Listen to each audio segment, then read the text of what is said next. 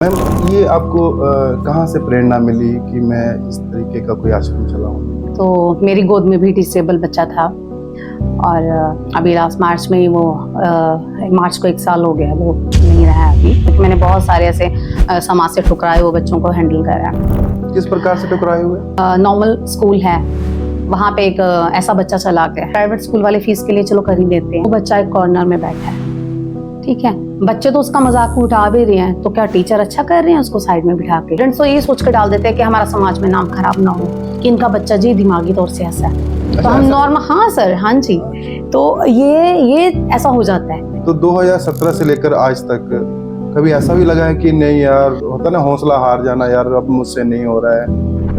Starting में था sir, मतलब स्टार्टिंग में ऐसा है कि इन बच्चों के लिए तो जंगलों में होना चाहिए, वनों में डालो, आप ऐसे करो वैसे करो, ऐसा आसपास के गांव हाँ हाँ हाँ, पर बहुत सारे ऑब्जेक्शंस ऐसे मैंने झेले हैं। आप ऐसा क्या काम करते हैं? आपके हस्बैंड या आप कुछ बिजनेस करते हैं? मेरे हस्बैंड फार्मा में जोनल सेल मैनेजर है, तो बहुत बड़ी पोस्ट होती है। कभी आपके ऊपर ऐसा आरोप भी लगा है कि पैसों को लेकर कि गड़बड़ी समझ लो, या पैसे खाते हैं? पर हाँ, लोग अगर पीठ पीछे बात करें भी तो क्या है, मुझे 2-3 बार ऐसे लोगों ने, हाँ ये ब्लैक मनी वाले होते हैं ना कुछ सिस्टम, जो बाद में ऐसे बोलते हैं हाँ इतना डोनेट करना है, इतने लाख, मैंने कहा कर दो, फिर उसके बाद है ना आप इसने निकाल के दे देना, मतलब वो ब्लैक मनी वाइट करके दे देना। अच्छा, ऐसा भी होता है? अरे सर, बहुत प्रपोजल आते हैं। मैम, आपका कोई राजनीति में आने का कोई ऐसा कोई प्लान तो नहीं है? ये सब कुछ करने के बाद आप लोगों के दिल में जगह बना लो। जय भोलेनाथ दोस्तों, आप सभी का स्वागत है हमारे पॉडकास्ट में, जिसका नाम है पॉडकास्ट विद गोल्डी। दोस्तों, आज हम जिस संस्था के बारे में बात करने वाले हैं, उस संस्था में दिव्यांग बच्चों को जो है एक नया जीवन दिया जाता है, और उनके लिए अपना पूरा जीवन समर्पित करने वाली अलका शर्मा जी आज हमारे साथ हमारे स्टूडियो में हैं। तो चलिए, ज्यादा समय न लेते हुए हम स्वागत करते हैं मैडम अलका शर्मा जी का। मैम, बहुत बहुत स्वागत है आपका। हरे कृष्णा जी। मैम, अपने बारे में कुछ बताइए। सर, मेरा नाम अलका शर्मा है और मैं एंजल दिव्यांग आश्रम की संस्थापिका हूँ, और मैं ये आश्रम 2017 से रन कर रही हूँ। मैम, ये आपको कहाँ से प्रेरणा मिली कि मैं इस तरीके का कोई आश्रम चलाऊंगी? सर, एक मुहावरा है कि जिस तन लागे वो तन जाने, तो मेरी गोद में भी डिसेबल बच्चा था और अभी लास्ट मार्च में ही वो मार्च को 1 साल हो गया, वो नहीं रहा है अभी, तो जब वो तकरीबन 6-7 साल का था, तो उसके एक नॉर्मल से एक फिजियोथेरेपी होती है, उसको करवाने के लिए मुझे पठानकोट जाना पड़ता था। हमारे आसपास कुछ ना तो कोई फिजियोथेरेपी सेंटर था, ना कहीं सरकारी हॉस्पिटलों में ऐसी व्यवस्था थी, इवन प्राइवेट हॉस्पिटलों में भी ऐसी व्यवस्था देखने को नहीं मिलती थी, तो हमारे पास एक ही ऑप्शन होता था, पठानकोट। तो डेली अप डाउन करना वहाँ पे उस बच्चे के साथ बहुत मुश्किल था, क्योंकि डिसेबल बच्चा 6 साल का, बहुत उठाने में भी दिक्कत होती है। तो जब उसको लेके जाते थे, बहुत सारे हमारे हिमाचल के भी बच्चे वहाँ पे लेकर पहुँचते थे पेरेंट्स। तो बस यही प्रेरणा मिली कि अगर ये सारे बच्चे वहीं पे जाते हैं, अगर यहीं पे ऐसा कुछ सेंटर हो जाए, ऐसी कोई व्यवस्था हो जाए, तो इन सभी को वहाँ जाने से थोड़ा मतलब राहत मिल जाएगी। मैम, अभी आपकी संस्था में कितने बच्चे हैं? अभी सर मेरे पास 160 बच्चे जो हैं एनरोल्ड हो चुके हैं, जिससे 30 के बच्चे ठीक होके जा चुके हैं, जो जन्म से चलते नहीं थे या बोलते नहीं थे, तो वो ठीक होके जा चुके हैं और अपनी नॉर्मल जिंदगी जी रहे हैं, नॉर्मल स्कूल में जाते हैं वो बच्चे, और बाकी कुछ स्किप कर गए हैं। 40-50 बच्चे अभी भी मेरे पास इलाज पाने के लिए रोज आते हैं। और ये स्किप जो आपने बताया, क्यों कर गए? सर, मुझे लगता है सब्र की कमी होती है पेरेंट्स में। देखिए, नॉर्मल अगर बीमार हैं हम, फीवर है, एक पैरासिटामोल खाएंगे, तुरंत आधे घंटे बाद बुखार उतर जाएगा। पर अगर आप 12 साल का बच्चा सीपी चाइल्ड हमारे पास लेके आ रहे हैं, उसकी पूरी बॉडी स्टिफ हो चुकी होती है, अकड़ चुकी होती है, तो उनको फिजियोथेरेपी रोज करनी पड़ेगी। साल 2 साल करने के बाद, मशीन लगाने के बाद उसकी हड्डियों में थोड़ी सी मतलब जान आएगी, वो हड्डियां खुलेंगी, स्टिफनेस ठीक होगा, तब कहीं जाके वो बच्चा चलने या प्रॉपर बैठने के लायक होता है। और पेरेंट्स उतना सब्र कर नहीं पाते, उन्हें ये है कि एक टैबलेट दे दो और ठीक हो जाए। तो सर, ये थोड़ा काम सब्र वाला है। पेरेंट्स को बड़ा काउंसिल करते हैं, पर वो नहीं, कुछ नहीं समझ पाते हैं, तो फिर बीच में इलाज छोड़ के चले जाते हैं वो। आपके साथ कुछ ऐसे पेरेंट्स भी होते हैं, कभी बहस, कोई झगड़ा, कुछ ऐसा कुछ हुआ है कभी किसी मुद्दे को लेकर? नहीं सर, बहस नहीं बोल सकते हैं, पर हाँ, पेरेंट्स को काउंसिल करना पड़ता है। जैसे मैंने आपको पहले बताया कि इस एरिया में ऐसा कुछ सेंटर था नहीं, जब हमने स्टार्टिंग में ये सेंटर खोला था, तो हमने घर घर जाके ये बच्चे ढूंढे थे। मैंने 20 बच्चों से शुरुआत करी है। 20 बच्चे हमने जो नॉर्मल आंगनबाड़ियाँ होती हैं या स्कूल्स होते हैं, वहां से उनका डेटा इकट्ठा करके फिर उन लोगों के घर जाके उन पेरेंट्स को समझा के कि फिजियोथेरेपी नाम की कोई चीज होती है, उससे ये बच्चे ठीक हो जाते हैं। तो आप हमारे सेंटर में उन बच्चों को भेजिए। जबकि ये था कि हम उनके घर में गाड़ी भी भेज रहे थे, उनको वहां पे ला के इलाज करके खाना खिला के फिर उनको घर वापस ड्रॉप भी कर रहे थे। तब भी पेरेंट्स को ये समझाना बड़ा मुश्किल था कि फिजियोथेरेपी से ठीक हो जाएगा बच्चा। पेरेंट्स मानने को तैयार ही नहीं थे, क्योंकि उन्होंने जगह जगह हॉस्पिटल में जाके इलाज करवा लिया, मतलब दवाई खिला ली या जो भी था।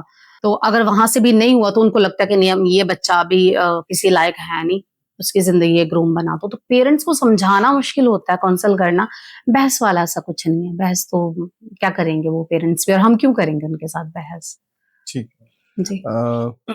मैम, जैसे जब कोई एक बच्चा पहली बार आपकी संस्था में आता है, जी। जिससे आप पहली बार मिलते हैं जी। और पेरेंट्स उनको छोड़ने आते हैं, जी। तो उस वक्त का क्या भाव होता है उस बच्चे के अंदर, और वो जी। बच्चा क्या रिएक्शन होता है उस बच्चे का सर, जो तो डे केयर के लिए मेरे पास पेरेंट्स बच्चे को लेके आते हैं। डे केयर के लिए? जी। उनके लिए ऐसा है कि जो सीपी बच्चे हैं, गोद में हैं, छोटे हैं, उनके साथ घर का एक गार्डियन साथ में हम लेके आते हैं, और हम अपनी गाड़ी ही भेजते हैं। उनके साथ एक गार्डियन, माता-पिता या दादा-दादी, कोई भी उनके साथ एक जना आता है। तो उनको ये है कि उनको तो कोई दिक्कत नहीं है लाने में, और हमारे में भाव यही होता है कि पेरेंट्स की आँखों में उम्मीद होती है, और हमें यही होता है कि हम उनको ये होता है कि बड़ी जगह भटक लिया, हम यहाँ पे पहुँचे हैं, तो अब हमारा बच्चा ठीक हो जाए। उनको उम्मीद होती है उनकी आँखों में, और हमारी आँखों में ये होता है कि नहीं, हम इन बच्चों को, मतलब इनकी उम्मीदों पे खरा उतरे। क्योंकि हर पेरेंट्स को अपने बच्चों के साथ बड़ी उम्मीदें होती है। माँ-बाप ऐसे भगवान ने बना दिए हैं, कुदरत ने ऐसे जीव बना दिए हैं ना, कि वो अपने बच्चों के लिए मरते दम तक मतलब कोशिश करना बंद नहीं करते हैं। तो उनकी इस उम्मीद पे हम खरा उतरे, बस हम तो इतना ही ट्राई करते हैं। और बहुत सारी, अब जैसे मैंने आपको बताया, 30 बच्चे ठीक हुए हैं। तो जब एक ठीक हुआ तो हमारी हिम्मत और बढ़ी, हम आगे की तरफ ज़्यादा एफर्ट्स करने शुरू हो गए। फिर दूसरा ठीक हुआ, तीसरा, तो अब तो हम इतने पॉज़िटिव हो चुके हैं कि चाहे कैसा भी डिसेबल बच्चा हमारे पास आता है, हम सोचते हैं नहीं, हमें मतलब इसको कैसे भी करके ठीक करना है। पर ये पेरेंट्स को थोड़ा कंसल्ट करना पड़ता है कि टाइम देना पड़ेगा आपको, मतलब ज़्यादा टाइम देना पड़ेगा। आप 1 साल भी लग सकता है, 2 साल भी लग सकते हैं। पेरेंट्स को थोड़ा-सा समझाना टफ़ है, बाकी तो सब सही है। चलिए, मैम, इस प्रकार से जैसे बच्चे जो हैं कुछ आते हैं जो आपके पास, जी। तो अभी इसको कुछ पागलपन कह सकते हैं, कुछ पागलपन टाइप में भी होता है कुछ ऐसा सर, कुछ? पागलपन शब्द ठीक नहीं है इन हुँ, बच्चों के लिए। हुँ। हाँ, कुछ कम दिमाग के हो सकते हैं बच्चे, जिनको पूरा बात समझ में नहीं आती। कई ऐसे होते हैं जो जिनका शरीर बढ़ जाता है, पर दिमाग इनसे आप 4-5 कैसे साल। डील करते हैं? एक्चुअली क्या है, मैं पागलपन कहना नहीं चाहता, ओके। लेकिन मैं इसलिए कह रहा हूँ कि जो समाज में लोग कहते हैं कि ये हाँ, वो पागल ये है, समझते हैं। यस। वो पागल है। मैं चाहता हूँ कि आपके माध्यम से जो है उन लोगों को पता चले कि ये पागलपन नहीं है, जी। और दिव्यांग बच्चे हैं, भगवान का रूप है, तो उसको आप कैसे डील करते हैं? वो बच्चे जो हैं, आपको कुछ बच्चे ऐसे होते होंगे जिनके माँ-बाप जो है आपके पास छोड़ जाते हैं जी, उनको, जी, जी, और वो पूरी ज़िंदगी आपके पास रहते हैं। जी। तो क्या वो कभी अपने, जब वो ठीक होते हैं, तो अपने माँ-बाप के बारे में पूछते हैं, अपने पेरेंट्स के बारे में पूछते हैं, या आप ही को अपना पेरेंट्स मान मान के चलते हैं? अ, सर, अभी रखने वाला सिस्टम तो 1 साल से ही हमारा शुरू हुआ। हॉस्टल्स तो 1 साल से ही शुरू हैं। हुँ, और वो जो बच्चे हैं हमारे पास हॉस्टल वाले रह रहे हैं, हुँ, सिंगल पेरेंट्स हैं उनके, हुँ, मतलब फादर लोग हैं, मदर नहीं है। कईयों के अगर माता-पिता दोनों हैं तो बड़े विश्वास से यहाँ पे बच्चों को छोड़ के जाते हैं। और आपने बोला कि कैसे सँभालते हैं, तो मुझे लगता है कि एक बीमार व्यक्ति को या बच्चे को सँभालने के लिए, या फिर कम दिमाग, या फिर आप मंदबुद्धि यूज़ हुँ, कर सकते हैं हुँ, शब्द, ऐसे जो भी बच्चे हैं, हुँ, उन सभी का इलाज एक ही है, प्यार। हुँ, इससे बड़ा ट्रीटमेंट दुनिया में कोई भी नहीं है। हुँ, जब हमारे माता-पिता बुज़ुर्ग हो जाते हैं तो हम उनको बोल देते हैं, अच्छा जी, हमारे वो नॉर्मल बोलते हैं सत्तरे-बत्तरे हो गए हैं। हुँ, वो सत्तरे-बत्तरे नहीं हुए हैं, वो हुँ, 7 साल के बन गए हैं। जब हम 7 साल के थे, हमारे माता-पिता हमें कैसे सँभालते थे? हुँ, तो हम उन्हें पागल बोलना शुरू हो जाते हैं, और हमारे माता-पिता हमें बच्चा समझ के प्यार करते थे। तो उन बच्चों को, अगर वो 20 साल का बच्चा भी हो गया है और उसका 5 साल का दिमाग है, तो उसे 5 साल के बच्चे को हम मार के समझा नहीं सकते कोई भी चीज़, उसे प्यार से ही समझाना पड़ेगा। तो दुनिया में सबसे बड़ी दवाई मुझे लगता है प्यार ही है, भाव ही है। अगर आप वो कर लो तो बढ़िया है, आप घर में भी इन बच्चों को ठीक कर सकते हो। पर यह है कि इतना सब्र नहीं होता, इतना सहनशीलता नहीं होती है, पेरेंट्स में भी नहीं होती, समाज में तो है ही नहीं है इन बच्चों को लेके, मुझे लगता है, जहां तक मेरा नजरिया है, क्योंकि मैंने बहुत सारे ऐसे समाज से ठुकराए हुए बच्चों को हैंडल करा है। किस प्रकार से टकराए हुए? सर देखिए, जैसे स्कूल में एक नॉर्मल स्कूल है, वहां पे एक ऐसा बच्चा चला गया, एडमिशन हो गई है, चलो प्राइवेट स्कूल लगा लो या सरकारी स्कूल लगा लो, उन्होंने बच्चे की एडमिशन कर लिया, प्राइवेट स्कूल वाले फीस के लिए चलो कर ही लेते हैं, पर वहां पे फिर वो बच्चों को कैसे मैनेज करेंगे? 30 बच्चों की क्लास है, 30 बच्चे अलग से पढ़ रहे हैं, कैसे भी हैं, वो बच्चा एक कॉर्नर में बैठा है, ठीक है, बच्चे तो उसका मजाक उठा भी रहे हैं, तो क्या टीचर अच्छा कर रहे हैं उसको साइड में बिठा के? अब टीचर ये मजबूरी बताते हैं कि हम 30 बच्चों को इकट्ठा चलाना है, तो उस पर ध्यान नहीं दे सकते हैं। अगर ध्यान नहीं दे सकते हो तो आप अपनी क्लास में लो ही मत उसको। आप मतलब सिर्फ एक फीस के लिए उस बच्चे को अपने में बिठा रहे हो और फिर सभी से उसको हंसी का पात्र बना दिया आपने। उसके बाद आप उसको स्पेशल अटेंशन नहीं दे रहे, जबकि उन बच्चों को ही स्पेशल अटेंशन की जरूरत है, उसको ही ज्यादा सिखाने की जरूरत है। नॉर्मल कोई भी है, मैं हूं, आप हो, मैं आपको एक चीज कोई एक बार बोलूंगी, आप झट से समझ लोगे, पर उस बच्चे को हम 5 बार कुछ बोलेंगे तब कहीं जाके वो कैप्चर करेगा, तब कहीं वो जाके उस चीज को समझेगा। तो क्या हम गलत नहीं कर रहे हैं उन बच्चों के साथ? क्या समाज फिर उनका वो नहीं कर रहा, उपहास नहीं कर रहा है? तो इस तरीके के बच्चे मेरे पास बहुत सारे आते हैं। पेरेंट्स तो ये सोच कर डाल देते हैं कि हमारा समाज में नाम खराब ना हो, कि इनका बच्चा जी दिमागी तौर से ऐसा है। तो हम नॉर्मल, हाँ सर, हाँ जी, तो ये ऐसा हो जाता है। पेरेंट्स ये सोच कर डालते हैं कि हम समाज के बराबरी में चल पड़े। बहुत सारे ऐसे केस हैं कि समाज ये ना बोले कि हाँ इनके बच्चे को ये दिक्कत है, तो दिखावे के लिए वो अपने बच्चे को वहां पे डाल देते हैं, पर 2-4 साल बाद उस बच्चे की हालत और ज्यादा खराब हो जाती है। कहाँ पर डाल देते हैं? स्कूल्स में? प्राइवेट स्कूल में, सरकारी स्कूल में। अब नॉर्मल तो नहीं है सर, अब स्पेशल बच्चा है, हम इसे स्पेशल चाइल्ड बोलते हैं, तो स्पेशल चाइल्ड को स्पेशल केयर, स्पेशल स्कूल की जरूरत है। हम उन्हें नॉर्मल स्कूल में नहीं डाल सकते, क्योंकि वो जो टीचर हैं वो नहीं उनको उतना ध्यान दे पाएंगे, क्योंकि उनको पूरी क्लास को साथ लेके चलना है। तो ये तो थोड़ी पेरेंट्स को भी समझ चाहिए और उन टीचर को भी चाहिए कि स्कूल में उन्हें पेरेंट डाले ना, और जो टीचर है उनको ले ही ना स्कूल में, वो उनको ये सजेस्ट करें कि आप स्पेशल स्कूल में डालो, ताकि उनको स्पेशल अटेंशन मिले, वो कुछ स्पेशल सीख लें जाके। मैम, एक प्रश्न मेरा आपसे और था कि कभी ऐसा भी इन सालों में, कितने, जैसे आपने कितना साल? 9 साल हो जाएंगे अक्टूबर में। सॉरी, 9 साल। जी जी, 2017 से आपने शुरू किया जी। तो 2017 से लेकर आज तक कभी ऐसा भी लगा है कि नहीं यार, होता ना हौसला हार जाना, यार अब मुझसे नहीं हो रहा है, और आप मतलब कि बहुत निराश हो गई हो, कभी ऐसा मौका आया है?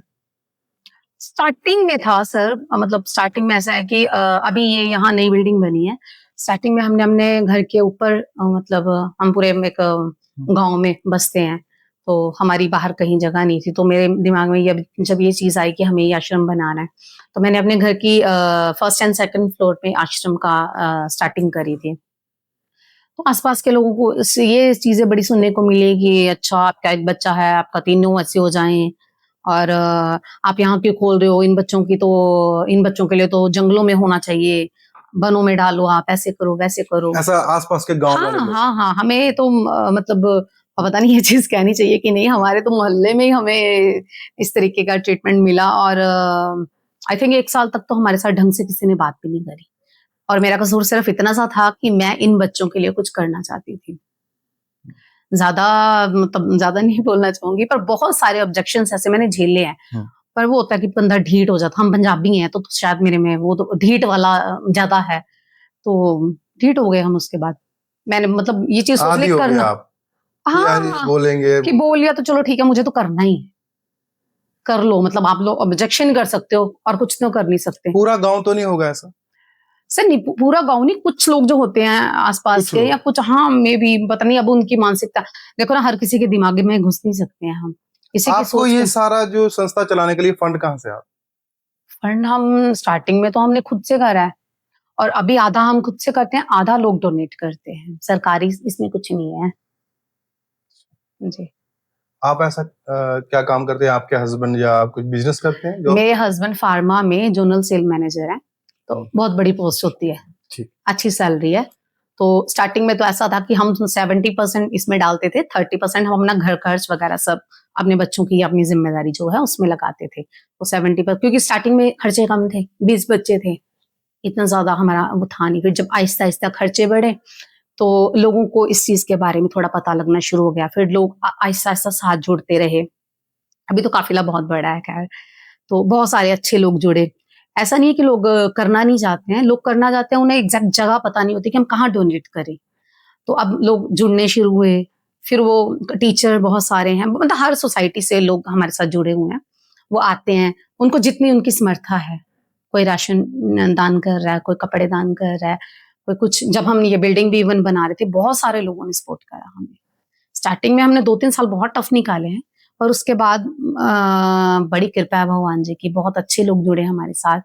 थोड़ा करके, जहां हमारी 70% सैलरी लगती थी, 30% मतलब हम खुद के लिए रखते थे, अभी हम 50-50 वाले उसमें आ गए हैं। तो 50% हम मतलब अपना बच जाती है सैलरी, और 50% हम यहाँ पे लगाते हैं। तो मतलब 50% ऐसा कि लोग जुड़े हैं हमारे साथ बहुत सारे। एक गुलशन महाजन जी हैं भैया, मेरे भाई बने हुए हैं, वो नूरपुर से हैं, उनका खज्जर में शॉप है बड़ी, करियाना का, मतलब बहुत बड़ा बिजनेस है उनका। वो फेसबुक से ही जुड़े थे, वो फेसबुक में बहुत सारे लोग मेरे साथ जुड़े, बहुत अच्छे वाले, खराब वाले तो चलो ब्लॉक लिस्ट में है। तो फिर जब वो जुड़े, उन्होंने पूछा कि बहन क्या चीज की जरूरत है, तो ऐसे तब इतने टाइट चले हुए थे हम कि हम डेली खाना खिलाते हैं बच्चों को, दोपहर को बच्चों को, पेरेंट्स को और स्टाफ को एक ही जगह पे खाना बनता है।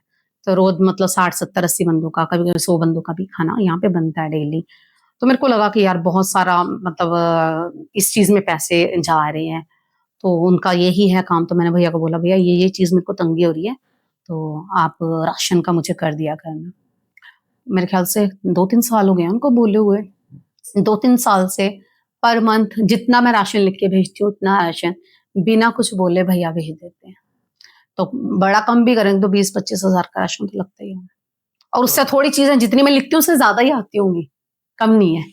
तो वो अपनी तरफ से सेवा, और उन्होंने कभी मुझे ये नहीं बोला कि मुझे तू मेरा फेसबुक पे डाल दे या ऐसे कर दे वैसे। मैं इवन जबरदस्ती कभी कभी डाल देती हूँ करके, और फिर मेरे को डांटते हैं, क्यों किया तूने ऐसे, ये बहन ऐसे नहीं करना वैसे नहीं करना। उनका नहीं भैया, जो अच्छा लोग काम कर रहे हैं ना लोग, उनको आना चाहिए समाज में, मतलब आगे दिखना चाहिए। तो वो जुड़े हैं। एक हमारे बीडीसी चेयरमैन हैं हमारे इंदौरा से, सहदेव ठाकुर हैं भैया, तो वो भी मुझे अपनी बहन मानते हैं। जब से ये बिल्डिंग बनना स्टार्ट हुई थी, उन्होंने पता नहीं कितने पैसे लगा दिए हमारे साथ मिलकर। बस फोन करते हैं, दीदी कौन सा काम लगा है भैया, ये वाला, अच्छा ठीक है, मेरे को स्लिप भेज दो सामान की, सामान आ जाएगा कुछ कर। मतलब बहुत सारे नाम है, खैर मैं हर एक नाम अभी तो मेरे दिमाग में मेरा, बहुत सारे ऐसे लोग हैं जो बाद में जुड़े। ये तो इतनी बड़ी बिल्डिंग बनाना, जमीन मैंने खुद से ली थी, वो अभी मैंने गहने बेच के ही ली है। पर ऐसा है कि बहुत सारे लोग अच्छे अच्छे जुड़े हुए हैं, जिसकी वजह से मतलब ये आश्रम चल रहा है अभी। कभी आपके ऊपर ऐसा आरोप भी लगा है कि पैसों को लेकर कि कुछ पैसों की गड़बड़ी समझ लो, या पैसे खाते हैं, ऐसा कुछ आरोप लगा सर है? आरोप नहीं लगा है, पर हाँ लोग अगर पीठ पीछे बात करें भी तो क्या है, मुझे पता मैं क्या कर रही हूँ, और मेरे भगवान को पता मैं क्या कर रही हूँ। पहली बात तो ये है कि ऐसा तो है नहीं कि गवर्नमेंट को फंड आ रही है तो हमारे कितने करोड़ों के पैसे हैं, ठीक है जी, वो तो सबको दिख रहा है कैसे चल रहा है करके, बड़ा ट्रांसपेरेंट सा हमारा काम है। और दूसरी चीज ये भी कि कोई फर्जीवाड़ा है, जैसे कोई हमने आश्रम खोल रखा है और आश्रम में बच्चे ही नहीं है, तो हम ऐसे कागजी कार्रवाई करके किसी से पैसे ले रहे हैं। रोज जा रही है हमारी गाड़ियां, बच्चे ला रहे हैं, डॉक्टर आ रहे हैं, 12-13 बंदों के हमारे पास स्टाफ है, सारा काम हो रहा है।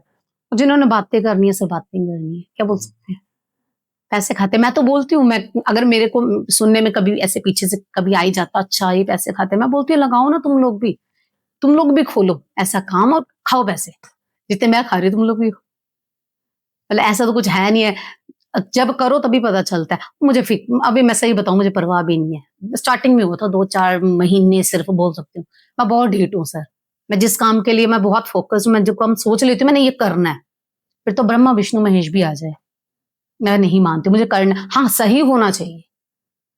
अगर कोई गलत बंदा मुझे बोलेगा ये काम है ये करना है, मुझे 2-3 बार ऐसे लोगों ने, हाँ ये ब्लैक मनी वाले होते हैं ना कुछ सिस्टम, जो बाद में ऐसे बोलते हैं हाँ इतना डोनेट करना है इतने लाख, मैंने कहा कर दो, फिर उसके बाद है ना आप इसने निकाल के दे देना, मतलब वो ब्लैक मनी वाइट करके दे देना। अच्छा, ऐसा भी होता है? अरे सर बहुत प्रपोजल आते हैं ऐसे। अच्छा। तो मैंने बोला देख भाई, मैं तेरे को तो मैं सरकार को भी झूठे कागज बना के दे दूं कि मैंने यहाँ खर्चा करा है, मैं भगवान को कैसे नजरें कैसे मिलाऊंगी?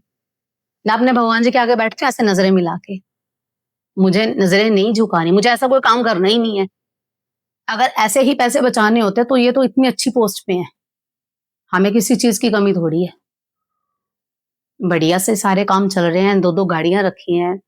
जिस लाइफस्टाइल के लिए मुझे लगता है लोग तरसते हैं, हमारा मैं इजीली वो जीती हूँ और जी चुके हैं और आगे भी टचवुड में भी जिएंगे वैसा करके। तो ऐसा तो है नहीं कि पैसे का लालच था तो वो इस काम में आए।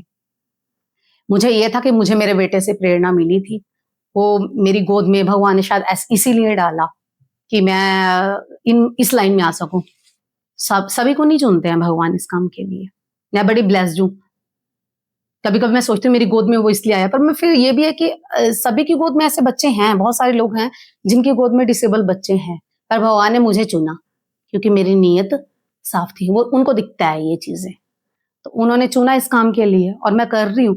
और मैं अपने काम के साथ कैसे धोखा कर सकती हूँ सर, पैसों के लिए? और मेटेलिक चीजें मुझे नहीं लगता किसी के साथ गई हैं। जो करोड़पति भी हैं वो भी खाली हाथ ही जाते होंगे। इवन उनकी औलादें ऐसी होती है जो पहन के हाथ में कुछ पहनना वो भी खींच लेते होंगे। तो मैं उन चीजों के लिए क्यों इन बच्चों के साथ गलत करूं? क्यों पैसों के लिए मैम कभी आपने संस्था की मदद के लिए कभी सरकार के साथ कोई ऐसा मिले हैं जाके, या कभी कोशिश की है कि सरकार से कोई मदद मिले इन बच्चों को?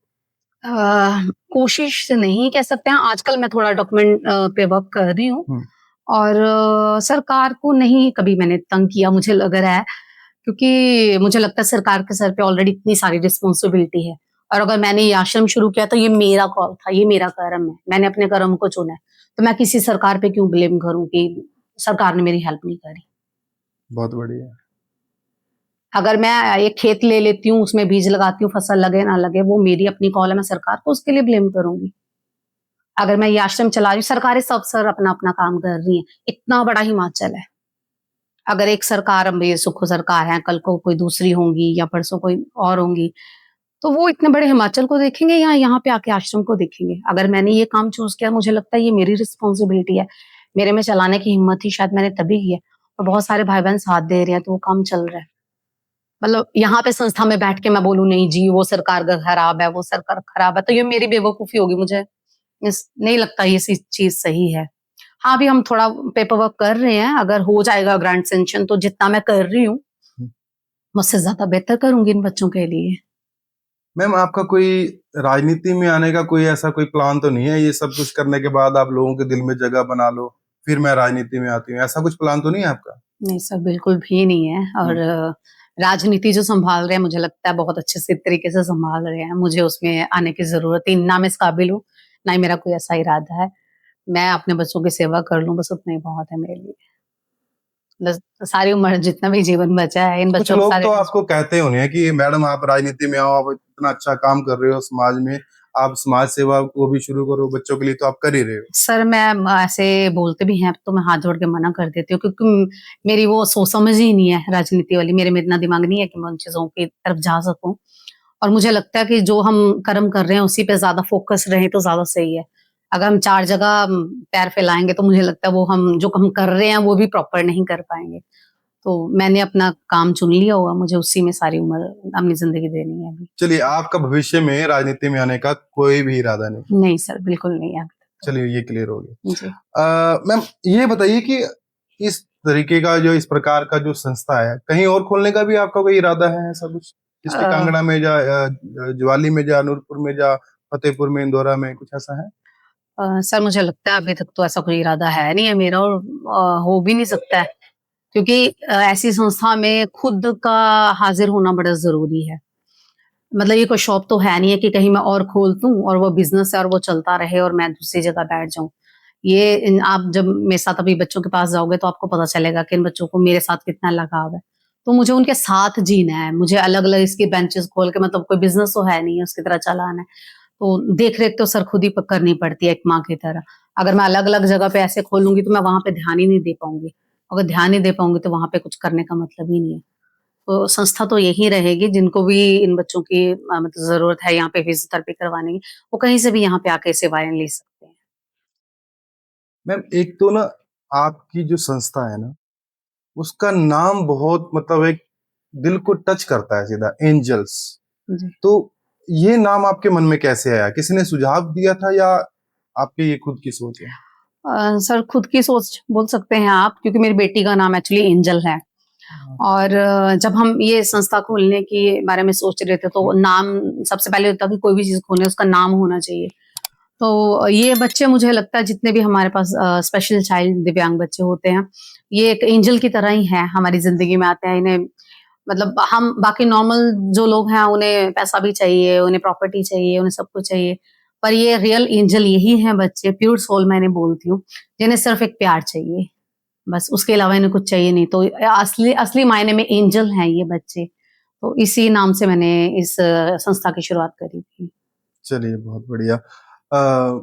मैम, कहाँ-कहाँ से बच्चे आपके संस्था में आते हैं? मतलब कितनी दूर से? सर मेरे पास जयपुर से हैं बच्चे, ऊना से हैं, और हमारी जो पास तहसील पड़ती है नूरपुर, इंदौरा, फतेहपुर ज्वाली, यहाँ से हैं। कुछ पंजाब साइड से भी हैं मेरे पास बच्चे। शिमला से हैं मेरे पास, चंबा से हैं। तो ऑलमोस्ट मतलब हैं ही हैं बच्चे काफ़ी जगह से। जी, जैसे आपने बताया मैम, शिमला से हैं, जयपुर से हैं, जी। तो ये सारी फैसिलिटी, ऐसा कुछ कुछ अलग आप क्या कर रही हैं जो कि वो यहाँ पर आपकी संस्था में सर आते हैं? वहाँ से बच्चे ऐसे हैं कि जो जिनके सिंगल पेरेंट्स हैं, जिनकी माता नहीं है बच्चे की, और पिता हैं। तो अगर पिता लोग कमाने नहीं जाएँगे, इन बच्चों में सारा दिन मतलब दे देंगे अगर, तो जीवन कैसे चलेगा? तो पैसे तो चाहिए हर चीज़ को, तो अगर पिता लोग कमाने जाएँगे तभी अर्थ कमा के लाएँगे, तभी चलेगा ना। तो उनको फिर एक ऐसी जगह की, ऐसी संस्था की ज़रूरत हो जाती है, जहाँ पे वो अपने बच्चे छोड़ सकें और वो बच्चे सेफ न हों। क्योंकि आजकल आपको पता है इन बच्चों के साथ बहुत सारी बुरी घटनाएँ भी हो जाती हैं। हुँ। क्योंकि डिसेबल बच्चे जो हैं बोल के बता नहीं सकते उनके साथ क्या-क्या हो रहा है। समाज में आजकल तो बहुत सारी ऐसी चीज़ें चल रही हैं हुँ। कि दिव्यांग बच्चों के साथ बहुत सारी प्रताड़नाएँ होती हैं। तो फिर इस संस्था में वो अपने बच्चे छोड़ के जाते हैं, जिससे उनको मतलब कमाने में भी ईज़ी हो और उनका बच्चा एक छत के नीचे सेफ मतलब अपना जीवन गुज़ार सके। और एनवायरनमेंट बहुत बढ़िया है। जी, जी, बिल्कुल वो तो है ही है। है ना? जी। मैम, बच्चों को ऐसी कौन-सी फैसिलिटी आप देते हैं जो मतलब अलग है, थोड़ा उनको जल्दी ठीक होने में मदद करते हैं? सबसे बड़ी बात तो आपने बोल दी, एनवायरनमेंट। हाँ। क्योंकि जो नॉर्मल घरों में अगर किसी के घर में डिसेबल बच्चा है, तो उनकी ज़िंदगी एक कमरे तक सीमित रह जाती है, क्योंकि जो माताएँ भी हैं वो भी ऐसा करेंगे कि उठेंगे, बच्चे को नहलाए-धुलाएँगे, खाना खिलाएँगे, एक जगह पे बिठा देंगे। और जब तक वो बच्चा मतलब अपनी सांसें पूरी नहीं कर लेता, उसकी पूरी ज़िंदगी एक कमरा बन के रह जाता है, क्योंकि उसे हम समाज में कहीं किसी कार्य में लेके नहीं जाते हैं। ना तो वो बाहर जा पाएगा बच्चा, ना घूमने लेके जाएँगे, तो वो पूरी ज़िंदगी वो एक ही रूम में बैठा रहेगा। जब वो बच्चा वहाँ से उठ के यहाँ डेली, अगर डेली केयर वाले बच्चों की डे केयर वाले बच्चों की बात करूँ, तो जब वो घर से यहाँ आता है रोज़, तो उसे रास्ते में कितनी सारी चीज़ें देखने को मिलती है, गाड़ी में सफ़र करने को मिलता है। फिर यहाँ पे उसे सभी अपने जैसे मिल जाते हैं, उसे कोई जज करने वाला नहीं होता है। उसे पागल कहने वाला नहीं है, कोई उसे डाँटने गलती करने पे डाँटने वाला नहीं है। फिर उससे यहाँ पे हम फैसिलिटी ये है जैसे कि जो स्पेशल चाइल्ड हैं, बच्चे दिमागी तौर से ऐसे हैं या थोड़ा कम समझ वाले हैं, उन्हें हम पढ़ाने का ट्राई करते हैं। ब्लॉक्स हैं, बहुत सारी ऐसी गेम्स हैं, माइंड गेम, जिनसे उन बच्चों को थोड़ा समझने में, सबको समाज को समझने में ईज़ी हो जाए ज़िंदगी। और दूसरी चीज़ ये है, जो फिज़ियोथेरेपी जिनको चाहिए, उन बच्चों को फिज़ियोथेरेपी है, एक्यूप्रेशर थेरेपी है, उनसे रिलेटेड मशीन्स जो हैं, तकरीबन मेरे पास सारी हैं। तो वो हम उनको लगाते हैं, जिससे उनकी सेहत में काफ़ी ज़्यादा जल्दी फ़र्क पड़ जाता है। हुँ, हुँ। और उसके बाद खाने की व्यवस्था है, लंच हम यहीं पे प्रोवाइड करते हैं। स्टाफ को भी है, पेरेंट्स को भी है और बच्चों को भी है। तो सभी का खाना एक ही किचन में बनता है, सभी इकट्ठे खाना खाते हैं, तो वो वाला एनवायरनमेंट भी बच्चों को ज़्यादा पॉज़िटिव वाइब देता है। ऊपर से हमारे कान्हा जी का मंदिर है यहाँ पे, तो खाना खाने से ठीक 15 मिनट पहले इन बच्चों को कीर्तन करवाया जाता है। मतलब सबसे पहले भजन होगा, उसके बाद भोजन होगा। 15 मिनट ये हरे कृष्णा का सभी बच्चे जप मेरा करेंगे। अगला जो प्रश्न था यही था कि दिन की शुरुआत आप इन बच्चों के साथ किस प्रकार से करते हैं? सो दिन की शुरुआत पहले हम प्रेयर स्टार्ट करते थे, पर अभी प्रेयर का नहीं कर पाते, क्योंकि बहुत सारे बच्चे मॉर्निंग में हो जाते हैं, तो कईयों की फिर फिजियोथेरेपी रह जाती है, जाने का टाइम हो जाता है। बैच सिस्टम है एक्चुअली हमारा। तो फिर हम खाने के एकदम 15-20 मिनट पहले इन बच्चों को हॉल में इकट्ठा करते हैं और इनको पूरा वो म्यूजिक सिस्टम दे के, और फिर ये 15 मिनट अपना जप वगैरह करते हैं। मदर स्टाफ सारे साथ बैठते हैं, 15-20 मिनट जप वगैरह और कीर्तन होता है, उसके बाद इनको खाना देते हैं। तो ऐसे ही ये थोड़ा धर्म के प्रति भी अपने जागरूक हो जाएँगे, भगवान जी के साथ भी जुड़ जाएंगे। और इनका एक नियम भी बन गया कि नहीं, खाने से पहले हमें भजन करना है करके, क्योंकि घर में तो रूटीन में हम इन बच्चों को अपने पास नहीं बिठा सकते, हमारी पूजा में मतलब प्रॉब्लम क्रिएट करेंगे, ये शोर मचाएंगे। हमें कोई दिक्कत नहीं है, हम इनको इजीली अपने पास बिठा के पूजा वूजा करवा के, कर लो क्या करोगे, घंटियां बजा लोगे, तेज बजा लो, कोई बात नहीं। तो वो भी भगवान है, ये इन बहुत बच्चों में तो बढ़िया, ज्यादा भगवान है। बहुत तो बढ़िया, बहुत बढ़िया। चलिए मैम, इस सारे काम में आपका कोई ऐसा कोई स्पेशल कोई जिन्होंने आपका बहुत साथ दिया और आज तक देते आ रहे हैं, आपकी फैमिली में या समाज में? सर एक बड़ा फेमस वो है कि हाँ, कामयाब मर्द के पीछे एक औरत का महिला का हाथ हाँ, होता है। महिला का हाथ। पर मेरी स्टोरी में उल्टा है, हाँ, हाँ। अगर मैं सक्सेस हूँ तो मेरे पति का सबसे ज्यादा इस चीज में हाथ है। उन्होंने कभी मुझे ये चीज नहीं बोली, नहीं तो नॉर्मल अगर मुझे लगता है कोई भी एक हस्बैंड हो, उन्हें अगर मैंने जैसे बोला था 8-9 साल पहले उनको कि मुझे ऐसा आश्रम खोलना है, जी। मैंने शायद बचपने में बोल दिया, कैसे बोल दिया मुझे नहीं पता, आज तक समझ नहीं है। तो उन्होंने बोला ओके, मतलब मैंने पहली बार जैसे अपसेट होकर बात करी, उन्होंने बोला ओके। उन्हें ये नहीं बोला कि तेरा दिमाग खराब है तो अपने बच्चे संभाल, तू अपने बच्चों पे लगा, और या फिर मेरी हर मंथ की सैलरी इतनी सारी उसमें लग रही है तू कर। उन्होंने आज तक कुफ करके नहीं करा, हर जगह मेरे कंधे। और जब एप्रिसिएशन की बात आती है तो मुझे आगे कर देते हैं, मुझे पुश कर देते हैं कि नहीं, कहीं स्टेज पे भी बुलाया तो मुझे नहीं, तू जा, मैं नीचे बैठ के देख रहा हूँ, तू कर सही कर। बात है, क्योंकि जब मैंने आपकी संस्था से संपर्क करने के लिए आपके हस्बैंड को शायद कॉल किया था, जी तो उन्होंने सीधा ही मुझे मेरी बात जो है आपके साथ करवा दी। कहते आप 1 मिनट रुकिए, मैं आपकी बात जो है मैम से करवाता हूँ। जी तो सर। ये यहाँ यहीं पे जो है वो साबित होता है कि वो आपका कितना साथ देते हैं। जी सर, उनके अ, बिना तो मतलब बिल्कुल चलना एक कदम भी बड़ा मुश्किल है। तो उन्हीं के मतलब उन्हीं के साथ चलते चलते मैं यहाँ तक पहुंची हूँ सर। चलिए मैम, बहुत बढ़िया। मैम, मैंने जब यहाँ पर आ रहा था जी आपके आश्रम में, तो मैंने एक चीज देखी आपके फेसबुक पे, जैसे मैं रिसर्च कर रहा था कि आपके बारे में कुछ जान जान लूं, मतलब है ना। तो वहां पर मैंने ये देखा कि आपने कुछ लिखा था कि हमें राशन नहीं चाहिए, ओके। कृपया करके कोई राशन ना दे, और कुछ और भी एक चीजें थी। तो उसके बारे में थोड़ा आप बताना चाहेंगे? वो मेरे को थोड़ा दिमाग से अब निकल रहा है कि मैंने क्या पढ़ा था, लेकिन राशन का कुछ आपने मेंशन किया था। सर आप थोड़ा सा कम पढ़ा आपने, जी। वहां पे मैंने ये नहीं लिखा था कि राशन दान ना करे, मैंने ये लिखा था कि डिपो का या गंदा वाला राशन डोनेट ना करे। हम्म। क्योंकि पीछे कुछ ऐसी चीजें। ऐसा भी होता है कि कोई गंदा राशन या और डिपो का राशन, तो डिपो का चलो लोग खाते हैं, आम लोग खाते हैं, तो ओके। उसमें क्या बुराई है? सर ऐसा होता है ना कि कई बार लोग घर में स्टोरेज कर लेते हैं ये राशन, और जब हम्म, खाने लायक नहीं है तो उनको लगता है आश्रम है, हम्म, बच्चे दिव्यांग और अनाथ हैं तो कुछ भी दे हम्म। दो, कि हमें तो दान लग जाना है। ओके। और मतलब ये चीज भी वेस्ट नहीं होगी, मतलब उनको फेंकने का भी वो राशन देख रहे हैं। तो एक दो बार ऐसी चीजें हो चुकी है, जैसे मनस के दे देते हैं, जैसे बर्थडे की पूजा हुई तो वो सारी चीजें। तो सर ये बच्चे मेरे अपने बच्चों से भी ज्यादा चहेते हैं मुझे, जो चीज हम खुद नहीं खा सकते, मैं अपने बच्चों को नहीं खिला सकती, मैं इन बच्चों को कैसे खिला सकती हूँ। तो क्वालिटी के साथ कोई समझौता नहीं। अगर आपको देना है, मैं बोलती हूँ 15 किलो देने से अच्छा 5 किलो दे दो, हम्म, पर क्वालिटी वाइज आप साफ सुथरा दो, हम्म, जो आप भी खा सको और मैं भी खा सकूं और ये बच्चे भी खा सके। क्योंकि अलग अलग खाना नहीं बनता, एक ही जगह खाना बनता है। ये लोग अपना वो एक दान करना, तो मुझे लगता है अच्छी चीज का करना चाहिए, अच्छे राशन का करो या कुछ भी है। तो इसलिए मैंने वो चीज मेंशन कर दी थी कि लोगों ने ये काम पकड़ ही लिया था, जो चीज फेंकने वाली है उसको यहाँ पे आके दे जाओ। तो मुझे फिर वो सोशल मीडिया पे भी डालना पड़ा, मैंने बाहर स्पेशली लिख के भी लगाया हुआ है ये चीजें। जी मैम, जब आप बच्चों से मिलते हैं, उनके चेहरे पे मुस्कान देखते हैं, तो आपको कुछ कभी ऐसा फील होता है कि इनकी मुस्कान के पीछे कोई ना कोई दर्द छुपा हुआ है? सर, जो बच्चे यहाँ पे आते हैं ना, मुझे लगता है उन्हें अपनी परिस्थिति का ध्यान ही नहीं होता है, वो इतने सक्षम नहीं है कि वो समझ सके कि वो दुख बीमार है दर्द या कुछ, या हाँ। उनको वो चीजें पता नहीं है। बहुत कम बच्चे हैं, 2% जिनके दिमाग सही है और शरीर सही नहीं है। तो जब वो स्माइल करते हैं तो ऐसा लगता है भगवान मुस्कुरा रहे हैं, क्योंकि प्योर सोल है वो। आम लोगों को छल कपट होगा मन में, लालसा होगी, लालच होगा, पर ये प्योर सोल्स है। इनमें किसी चीज को लेने की लालसा नहीं है, कुछ पाने की वो नहीं है। तो बहुत प्योर है ये। तो इनकी स्माइल ऐसे है जैसे भगवान निश्चल हंस रहे हैं वैसे करके। पर इनके पास आप बैठ के देखिएगा, आपको भी ऐसा ही अंदर तो मन से आपको ये चीजें फील होगी ही। रही दर्द की बात, तो दर्द पेरेंट्स में दिखता है, क्योंकि माता पिता कोई भी नहीं चाहता कि उनकी गोद में ऐसे बच्चे आए कभी, क्योंकि पेरेंट्स तो अपने बच्चे का बुखार भी सहन नहीं कर सकते हैं। ये सारी उम्र की मतलब उनको एक बीमारियां होती हैं जो लग जाती हैं। तो माता-पिता निराश हुए आते हैं, पर हमारा मतलब हमारी हिम्मत तब बच जाती है जब बच्चे ठीक होके जाते हैं, तो उन माता-पिता की आँखों में चमक होती है। तो हम कोशिश करते हैं कि हाँ, जो अगले माता-पिता के ये हमारे पास आएँगे, उनके भी आँखों में ऐसे ही चमक लेके वो यहाँ से जाएँ। चलिए मैम, बहुत अच्छा लगा आपसे मिलकर और आपकी संस्था में आके। मैम, अंत में आप हमारे दर्शकों को जो है क्या मैसेज देना चाहें?